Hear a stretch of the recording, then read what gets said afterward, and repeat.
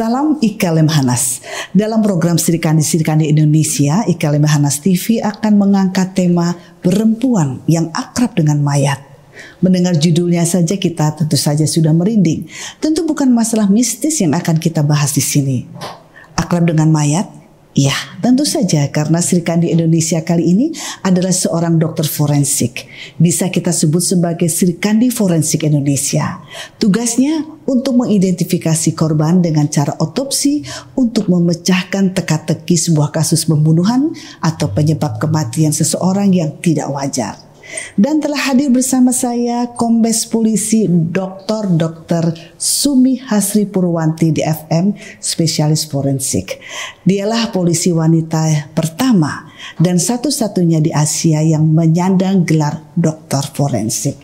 Terima kasih Dr. Hasri ini sudah jauh-jauh dari Semarang berkenan untuk hadir di Ika Lemhanas ini. Kelihatannya untuk otopsi itu memang sesuatu yang sangat mengerikan. Tetapi justru Dokter Hasri ini kok ya malah milih menjadi ahli forensik untuk mengambil spesialisasinya. Ini apa yang menarik ini, Dok? Ya, pertama memang setelah jadi dokter terus masuk di kepolisian, terus ditugaskan pertama di Polrestabes Semarang, terus diajak ke TKP pembunuhan lah. Itu langsung kayaknya keceling, langsung tertarik. Dan komandan saya waktu itu, "Dok, ambil aja spesialis forensik, belum ada loh di kepolisian, baru senior kamu baru lulus tuh saya tahu 2 orang, poluan apalagi belum ada," gitu. Itu tahun berapa? Tahun 99. Apakah sebelum itu tidak terpikir ingin menjadi ahli dokter kulit, spesialis kulit anak? Dan saya cuman kenapa jadi dokter terus jadi polisi, cuman pengen kerja di rumah sakit polisi dan pasti kerjanya itu aja, nggak muluk-muluk, karena kan saya berpikir suami saya kan dokter kandungan pasti sibuk banget gitu loh. Ya udah saya pengen jadi dokter di rumah sakit aja gitu, nggak bayangin terus ngambil spesialis apalagi di bidang forensik, jadi sesuatu yang tidak dimimpikan atau dicita-citakan gitu. Jadi waktu zaman masih muda tidak terbayangkan untuk ahli forensik? Enggak, Mbak. Pengennya jadi pramugari. Pramugari. Beloknya jauh banget. Jauh banget. Oh, jadi pertama itu karena memang ada satu, bisa dikatakan perintah? Enggak juga. Untuk memotivasi atau penawaran? Ya, tiba-tiba tadi terus langsung senang lihat di TKP itu seharian, terus kenapa langsung tertarik? Iya langsung terus kayaknya jatuh cinta gitu dengan kasus-kasus kan terpecahkan gitu loh sampai selesai, dan kayaknya luar biasa, apa ya, bergetar hatinya untuk memperdalam lagi ilmu ini gitu. Bukan bergetar hatinya. Lihat jenazah bergetar ya. Ini untuk sebagai perempuan ini sesuatu yang mengerikan. Atau dokter sendiri kalau untuk berangkat bertugas itu misalnya ada perintah untuk otopsi itu memang perasaannya bagaimana sih, Dok? Ya rasanya ya biasa sih kalau bagi saya, karena kemarin habis dari Blora itu ya jam 1 malam itu, karena harus segera kan, kalau jenazah dibiarkan lama kan juga tanda-tandanya di tubuh bisa menghilang atau sulit dikenali ya, dan keluarga juga akan menunggu, kasihan kan, apalagi kita mayoritas agama Islam Muslim harus segera dimakamkan. Itu aja sih. Dan memang selalu kalau di Semarang kan saat decaknya gitu kan, jadi ya karena kita berburu sama waktu kematian. Ya, semakin cepat kita periksa, kita otopsi, kita lengkapi dengan pemeriksaan laboratorium, terus penyidik ada di sana, yang jelas kita pastikan pasti lo waktu kematian jam segini sampai segini, cara kematian dengan apa, terus ketemu. Nah, teman-teman Resmob atau unit Jatantas akan bergerak cepat. Nah, ini cara kerja dokter ini bagaimana ini, Dok? Cara kerja saya misalnya untuk contohlah kasus Subang gitu ya. Oh, dipanggil. Saya dipanggil. Kemudian begitu melihat itu, seluruh dokter forensik itu bekerja untuk memeriksa tubuh manusia yang diduga meninggal tidak wajar itu dengan permintaan penyidik. Itu dipanggil lah. Berjalan waktu, mungkin karena saya perempuan sana ke sini, terus banyak kasus terungkap. Kayak dokter aja tuh Mbak, mungkin udah seneng belum diperiksa dokternya dia udah sembuh gitu kan. Kalau saya mungkin penyidik itu kok percaya banget kalau maaf takut dikira tinggi hati. Jadi kalau saya dipanggil kasusnya pasti Bunda terungkap nih kalau saya manggil saya kan. Murid-murid saya ada di PTIK. Iya. Kan mereka Kasat Reskrim nyebar di seluruh Indonesia, itu mesti kadang terbang ke mana jauh, ke Morotai, ke Maluku, ke NTT, ke Papua pernah itu langsung. Pokoknya kalau Bunda yang datang pasti terungkap gitu. Jadi terungkap, apalagi di Jawa Tengah kota sendiri udah keliling gitu aja. Nah ini pertama itu tentu dokter akan melihat ini memang, tapi memang sudah ada informasi bahwa ini meninggalnya seperti ini, hanya dokter. Iya, cuman kan? Ditemukan kok kalau kita polisi bilang, dok ini kok ditemukan meninggal, orangnya nggak tahu, nggak ada yang lihat, terus posisinya kok aneh, terus mungkin dia sekilas polisi juga, karena kan saya juga ngajar ya teman-teman polisi. Oh ada tanda-tanda meninggal tidak wajar, ada bekas jeratan, mungkin ada memar atau kukunya kebiruan atau tempat TKP-nya berantakan, seperti itu kan mereka langsung curiga ya. Berarti ini meninggal tidak wajar, kecuali dia memang meninggal mendadak karena sakit. Ya itu butuh waktu untuk memanggil saya untuk datang ke kamar jenazah, atau kadang kalau jenazahnya masih di TKP saya datang ke TKP. Kira-kira berapa jam dok untuk bisa menghasilkan atau bisa mengetahui penyebab kematian itu? Ya biasanya 2-3 jam sih. Ya, walaupun malam itu dokter juga. Iya, satu tim kan ada asisten, ada teman saya bawa juga ada yang mau spesialis forensik. Jadi ya kita terbantu. Dan memang pemeriksaan jenazah itu saya nyebutnya tuh pemeriksaan jenazah luar dan dalam, bukan otopsi. Kalau otopsi kan kayaknya orang-orang ngeri gitu kan. Iya. Kalau saya jelaskan ini nih diperiksa loh luar dan dalam, paling nanti udah selesai ada bekas jahitan dari leher sampai bawah gitu. Boleh nggak? Keluarga kan kadang takut. Di kepala juga ya kita buka semua sampai bawah gitu. Dan yang tersulit itu untuk kasus apa dok? Yang tersulit biasanya kalau mungkin ledakan, sisa-sisa body partnya atau kebakaran gitu sampai habis, itu kan juga susah juga. Karena polisi akan kesulitan bila jenazah ini belum diketahui identitasnya. Iya, katakan harus datang, siapa tahu masih bisa diperiksa dengan baik dan kita bisa lihat kalau ada sidik jari pakai teman-teman Inavis kan, identitasnya bisa keluar, atau ketemu gigi kita juga bisa memprofil dari giginya atau wajahnya seperti itu. Dan kalau belum teridentifikasi itu teman-teman penyidik bingung Bu. Jadi dengan siapa dia terakhir pergi kan, harus dikenal dulu nih siapa gitu loh. Jadi kepentingannya itu identifikasi. Tapi ada ceritanya sebelumnya. Iya. Sampai untuk kalau udah teridentifikasi mungkin kan, oh iya dia pergi kemarin sama temennya, dijemput temennya, dijemput pakai ojol kan, mungkin kita terakhir kan. Jadi kan bisa dilacak aplikasinya. Seperti itu yang sering. Makanya kan kalau jenazah sudah membusuk sekali, apalagi ditemukan di air, di pinggir laut, lah itu teman-teman kesulitan juga sih untuk identifikasi. Makanya kan kita bergerak cepat berusaha mencari bekas-bekas sidik jari di tangannya itu. Memang sulit sekali ya dok ya. Nah ini kalau saya baca ini di rumah sakit itu misalnya setahun itu harus ada 1.000 jenazah yang harus diotopsi, tetapi baru bisa beberapa jenazah masih banyak juga yang belum teridentifikasi. Nah ini karena kekurangan dokter forensik, benar itu dok? Enggak, kalau biasanya itu bencana. Kalau ada bencana alam di Aceh tsunami, di Palu, di Padang, itu ya kita bisa kubur massal. Tapi kita udah identifikasi dari tinggi badan, ciri badan, profil wajah, semua.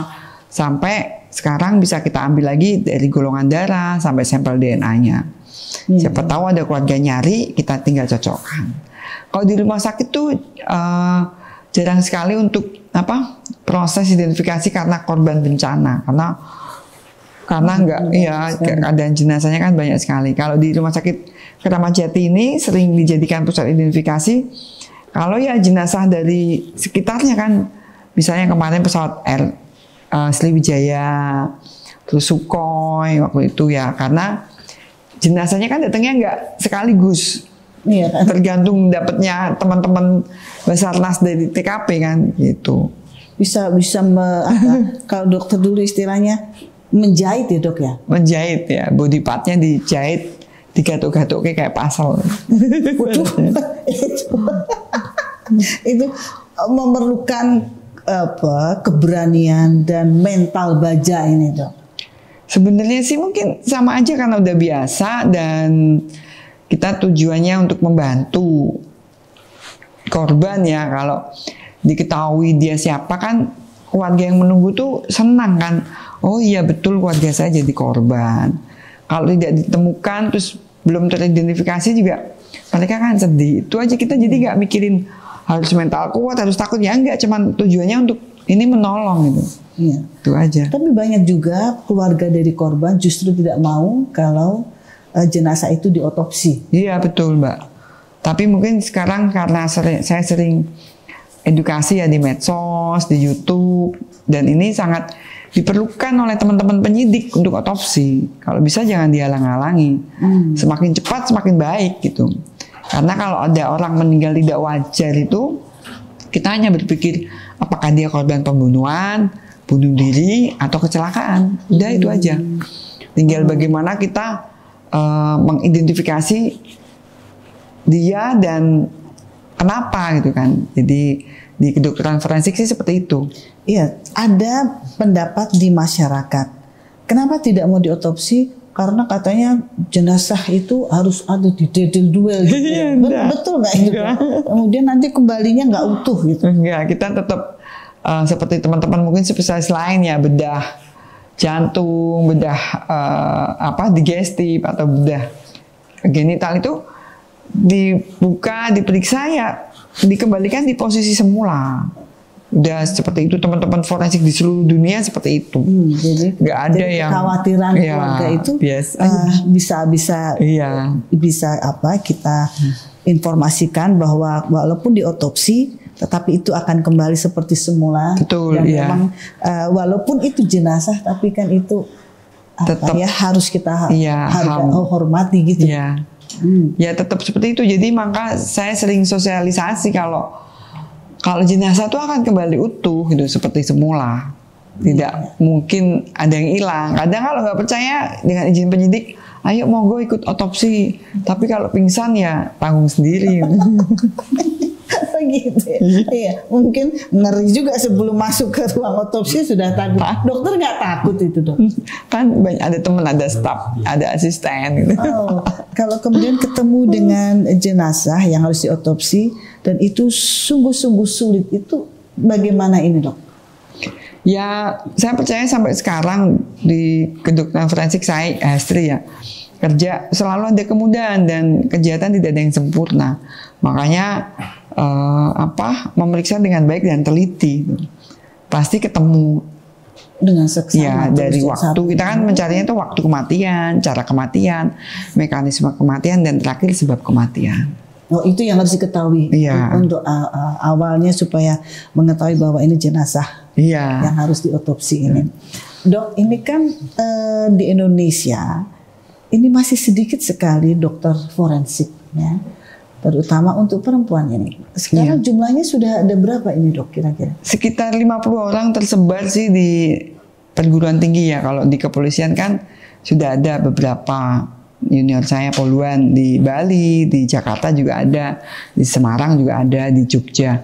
Yang lainnya di UI, UNER, Undip, USU, Dayana, sama di Unpad udah ada.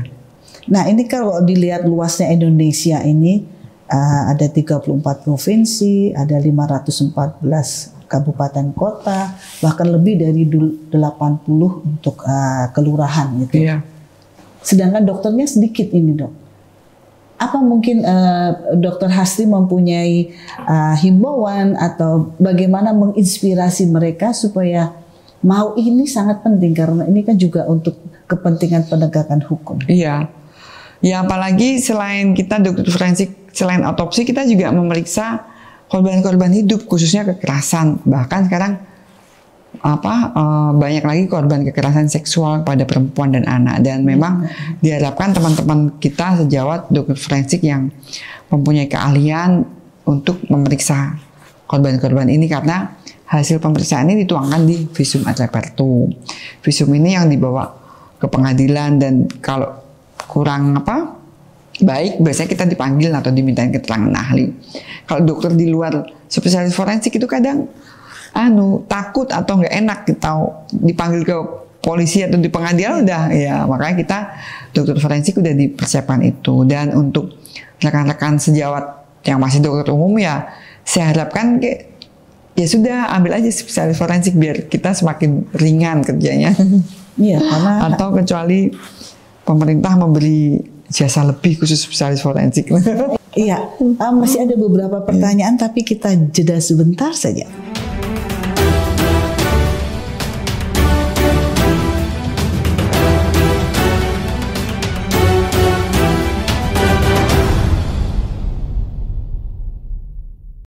Iya, Dokter Hastri, ini melihat masih banyak sekali kebutuhan-kebutuhan untuk ahli forensik ini ya.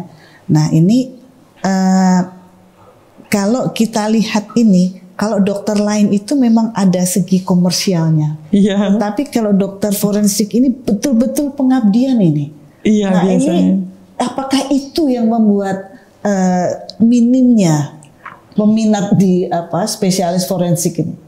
Kalau memang bukan passion juga susah ya spesialis forensik, karena juga dia mikirkan harus cari tambahan ya. Padahal kalau gaji PNS aja di rumah sakit ya standar biasa aja, jadi dia nggak bisa praktek, nggak mungkin dia praktek buka otopsi di rumah kan nggak boleh. jadi mungkin akan berpikir dua kali untuk mengambil spesialis forensik, kecuali mungkin dia bekerja bukan sebagai spesialis forensik, tambahannya bisa jadi biasanya itu jadi ahli sunat gitu. No. Iya. Jadi memang itu betul-betul panggilan itu, Dok. Iya, kalau secara saat dari dulu sampai sekarang kalau saya lihat teman-teman sejawat yang forensik itu kayak harus memang panggilan gitu. Harus passionnya ada. Dan saya berusaha untuk membuat generasi muda ini tertarik dengan ya vlog saya, dengan cerita saya seperti itu di medsos. Jadi biar ada kayak film-film CSI itu kan gitu loh. Jadi biar rasa ingin tahunya tinggi. Forensik itu mungkin bukan hanya dokter forensik aja, ada toksikologi forensik, ada DNA forensik, balistik forensik seperti itu. Bahkan dibutuhkan sekali psikiater forensik, itu juga baru satu itu di UI Reza. Itu kan juga dia harus jadi dokter dulu gitu. Tapi yang khusus untuk forensik memang masih harus ada passionnya dulu sih, senang dulu gitu. Kalau enggak sulit menemukan gitu, karena ada juga teman yang udah spesialis forensik ya nggak mau otopsi juga ada, dia cuman kerja sebagai dokter umum aja ada. Gitu. Nah ini bagaimana ini, Dok? Mungkin harus ada peran pemerintah atau peran dari Kementerian Kesehatan untuk bisa memotivasi, karena kita sangat perlu. Walaupun jumlah kasus pembunuhan tahun 2020 itu sudah menurun. Iya, dan berbeda banget. Jadi dokter forensik otopsi sama memeriksa visum yang kekerasan kepada orang hidup itu nggak ditanggung BPJS loh. Oh. Iya, kalau spesialis lain kan dapat tambahan, BPJS kita enggak.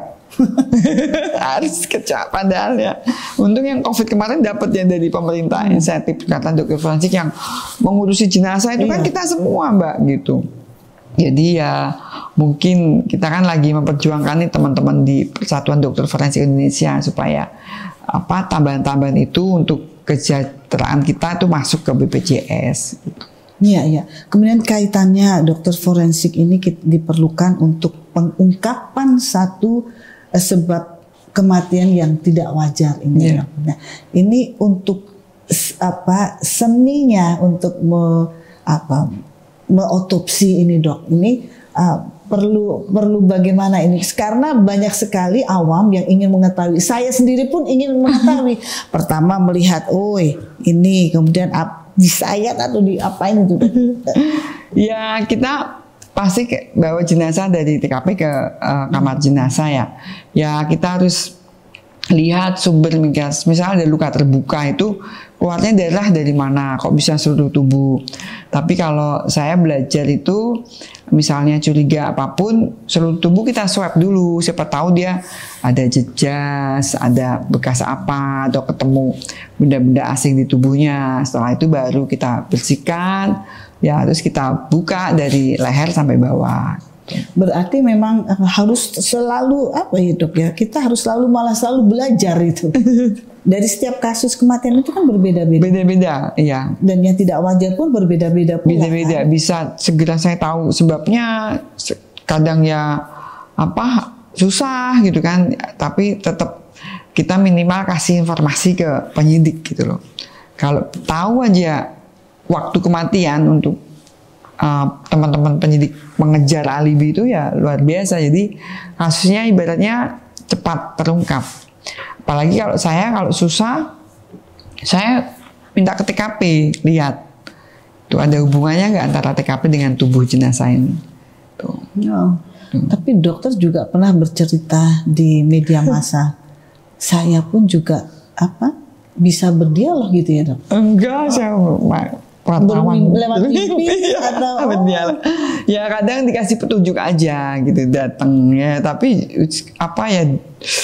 tergantung situasi. Mungkin karena saya berhubungan terus kasihan terus kepikiran itu datang gitu, itu aja kasih petunjuk. Kalau belum terungkap itu kasusnya seperti itu lama. Jadi ya walaupun belum terungkap itu dokter juga penasaran juga. Penasaran. Jadi rasanya itu kasihan itu loh Mbak. Ya. Saya tahu ini meninggal tidak wajar karena pembunuhan loh, kenapa belum terungkap gitu kan saya berhubungan dengan jenazah ini kan. Iya, dan kasihan. Kalau umat muslim memang harus segera dimakamkan. Iya. Iya, dokter bagaimana proses identifikasi mayat ini dok? Kalau proses identifikasi secara universal ya di dunia kedokteran forensik di Indonesia bahkan di dunia itu ya, identifikasi itu ada dua, primer sama sekunder. Primer itu dari gigi, DNA, dan sidik jari. Kalau sekunder itu ya dari ciri tubuhnya korban, dari properti, bahkan sekarang dari medsos juga bisa. Karena kan biasa sebelum pergi atau piknik bareng itu bisa foto-foto terus upload di medsos, dan kami sering mengidentifikasi, mencocokkan itu dari data antemortemnya dari medsos dan postmortemnya dari keadaan jenazah ini. Itu kita sebut antemortem dan postmortem. Dan itu memang dibutuhkan sekali. Kalau nggak ada giginya, misalnya kan ketemu body part kan bisa tangannya, kakinya atau bagian tubuh lain, itu ya tetap kita identifikasi. Di situ minimal kita bisa tahu dari tinggi badannya, dari bentuk tulangnya, bahkan mungkin kita ketemu pen nanti kalau data dari penumpang, data antemortemnya ketemu semua, kita bisa eksklusi nih, yang orang tinggi badan segini itu hanya 5 orang, yang laki-laki 10 orang, yang wanita 10 orang, yang anak-anak 5 orang, itu bisa Mbak. Jadi itu proses identifikasi. Walaupun memang tidak lengkap ya, tapi kalau ketemu tidak lengkap yang sekunder ya, tapi kalau ketemu gigi kita bisa langsung ya ini dia, karena kan ketemu giginya bagus, catatan dari dokter giginya ada, kita cocokkan matchingkan itu, ternyata benar dia, udah nggak terbantahkan itu, karena kan gigi setiap manusia beda. Makanya kan kalau sidik jari juga cepet-cepetan, karena setelah 2 hari membusuk udah sulit. Kalau tim Inavis itu kan langsung keluar nama semua, EKTP kan ada gitu. DNA juga nunggu, kita ambil sampel dulu semua sampai ada pembanding, baru kita periksa di lab DNA itu ya sampai seminggu. Kalau untuk korban-korban yang sudah serpihan menjadi body part itu, ya. Iya, bagaimana itu dok? Ya itu kita ambil sampel DNA aja dari mungkin dari sisa kulitnya atau bagian ototnya atau mungkin tulangnya aja itu masih bisa. Dan memang makin lama makin membusuk dan mungkin rekan-rekan tanyanya itu baunya gimana gitu kan ya. Ya kita memang karena udah biasa jadi ya ini bernafas biasa dan memang kita kalau terbuka gitu bisa pakai nggak full APD seperti karena COVID kemarin karena panas banget tapi kita tetap pakai pelindung. Pakai pelindung dari masker, sarung tangan dan baju untuk memeriksa jenazah itu. Jadi ini sudah sudah tidak terhitung lagi ya dok? Iya. Berapa jenazah yang sudah diotopsi ini? Kita mungkin orang tanya ibu tuh Bu Hasti tuh bau-bau gini kok nggak kena virus kah, bakteri kah, kuman gitu. Ya karena memang teman-teman di kamar jenazah itu setelah itu jenazah disinfektan juga. Oh. Ya. Gitu, saya disemprot gitu. Jadi jenazah disinfektan dan kita ya tetap mandi. Saya selalu sebelum pulang mandi di rumah sakit untuk bersihkan diri semua udah. Dan semua peralatan sudah mendukung kerja dari dokter forensiknya dok. Kita tetap ada kalau masuk lewat sini, keluar lewat sini, buka baju-baju barang kotornya di sini, jadi jangan nggak kecampur aduk gitu kan, terkontaminasi. Gitu. Dokter, apakah ada kesulitan-kesulitan yang ingin dokter sampaikan untuk tugas dokter ini? Kalau kesulitan yang pertama kepada masyarakat, kalau ada yang jadi korban keluarganya jangan menghalang-halangi penyidik untuk meminta kita otopsi, itu kan untuk tugasnya terungkap kasus ini kan, semua itu untuk kepentingan penyidikan. Kalau menghalang-halangi nanti cepat-cepat dimakamkan, dikubur, dibongkar lagi kan kerja 2 kali juga, kasihan. Semakin susah, semakin lama kan sulit karena kan tadi waktu kematian jalan terus kan. Karena Mbak 1 hari itu udah berubah. 2 hari apalagi 3 hari ya udah semua tubuh itu sama bengkak semua gitu jenazah. Itu jadi banyak yang belum teridentifikasi. Kalau yang belum teridentifikasi terus bagaimana itu dok? Kita makamkan tadi saya ngomong. Oh ya ada beberapa kasus Jawa Tengah itu setahun kemudian baru teridentifikasi. Ternyata penyidiknya kan ketemu nih motor yang dibawa curian, terus ditelusurin, oh dulu digoncengin dia. Ternyata terus dia ngomong saya buang di sana. Kan ada laporan polisi, ada temuan mayat, terus tanya ke saya, dok pernah otopsi tahun ini, lihat data, oh iya dok, di mana dok jenazahnya, terus kita bongkar, terus untuk kepastian kita tes DNA, karena kan udah busuk, udah penulangan gitu ya, terus ternyata cocok, seperti itu Mbak. Jadi kita tetap menjaga data ini, jangan sampai hilang. Iya. Dokter, putri atau putranya mendukung ya? Putrinya sangat mendukung. Dari kecil ya mendukung. Sering ditinggal. Terpaksa. Dan memang toh akhirnya nanti putra putrinya akan merasa bangga memiliki seorang ibu yang tugasnya memang langka, tidak biasa gitu, karena memang terbukti baru ada 50 kan dokter forensik perempuan ini. Dan semoga ini bisa menjadi inspirasi bahwa untuk menjadi dokter forensik itu tidak hanya untuk otopsi mayat, tetapi juga ada forensik yang lain yang tadi sudah disebutkan oleh Dr. Hastri, dan ini memang sangat kita perlukan untuk Indonesia untuk keamanan juga, dan yang terpenting adalah membantu polisi dan hukum itu. Nah ini dokter, adakah untuk sedikit dokter untuk mengajak remaja-remaja yang baru kuliah di kedokteran untuk bisa masuk lah mungkin.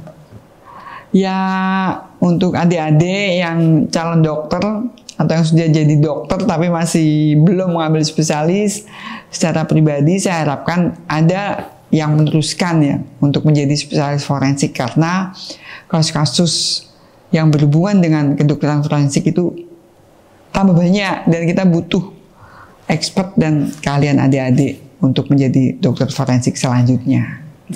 Baik Dokter Hastri, terima kasih untuk wawancara kita, sehingga ini tentunya akan menambah wawasan kita untuk membuka cakrawala dari generasi-generasi muda ini untuk bisa lebih adalah yang memilih untuk spesialis forensik ini.